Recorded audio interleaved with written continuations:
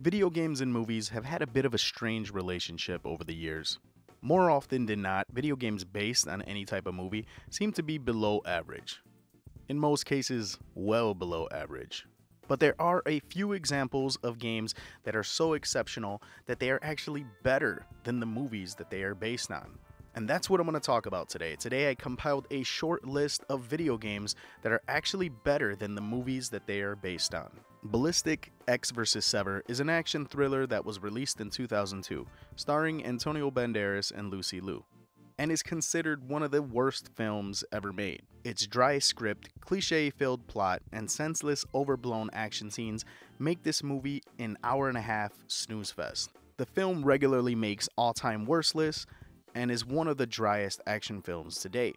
X vs. Sever for the Game Boy Advance was based on an early script for the film, and was actually released months before the film was. It's widely considered one of the best first-person shooters for the Game Boy Advance, and one of the console's best games overall. First-person shooters were difficult to make on the platform due to the limitations and control scheme of the GBA, but X vs. Sever remains a true gem and a perfect example of how to make the most of low resources. Dragon Ball is one of the most popular anime franchises of all time. The series has been ongoing since the 80s and has a fan base that spans multiple generations, which is why when Fox released Dragon Ball Evolution in 2009, expectations were pretty high. Fans of the series were greatly disappointed when the studio opted to not stick with the source material, and instead make a film that many viewed as a jumbled mess. The film bombed at the box office and set back the desire for a future live-action Dragon Ball film. 2009's PSP title by the same name was a fighting game that followed the same format as the popular Budokai series. All characters from the film were present, the combat system was dynamic, and the gameplay was surprisingly deep. While the film failed to capture the explosive combat of the anime, the video game managed to do a much better job. On a console that had a ton of great fighting games, Dragon Ball Evolution manages to stand out.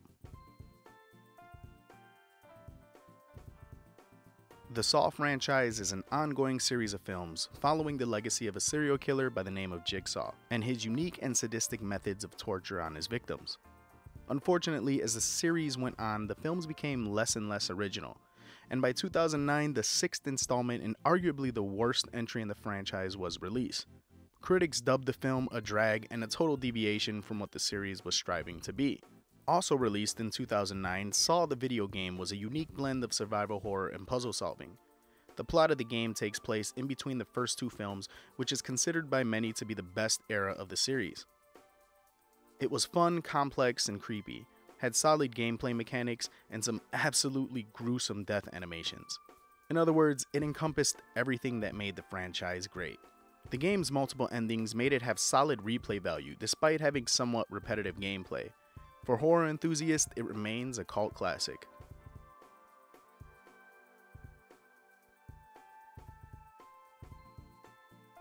"2004's Chronicles of Riddick was meant to be a sci-fi epic and sequel to 2000's sleeper hit Pitch Black. But instead of igniting a saga of films, it left many fans disappointed and much to be desired. In contrast to Pitch Black, Riddick was a predictable sci-fi action flick and didn't offer much in terms of expanding the tone and universe that was set forth from Pitch Black.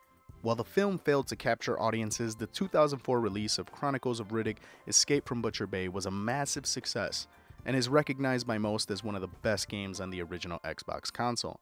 The game serves as a tie-in prequel to the film and follows Riddick as he attempts to escape from the most notoriously high security prison in the entire film universe.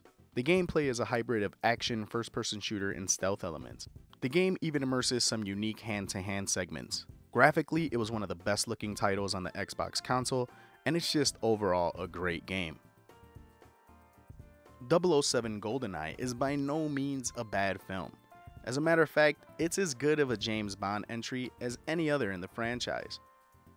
But Goldeneye for the Nintendo 64 was in a league all of its own, and has obtained legendary status in the gaming community. For many of us growing up, this was our first taste of competitive multiplayer first-person shooters, a genre that would eventually become super popular and a mainstay for esports. I remember spending hours after school playing Goldeneye with a group of friends, and just having a blast. The game actually outsold Ocarina of Time, and is the third best-selling game on the console. For as good of a film as Goldeneye was, 007 Goldeneye for the N64 remains one of the best games ever made.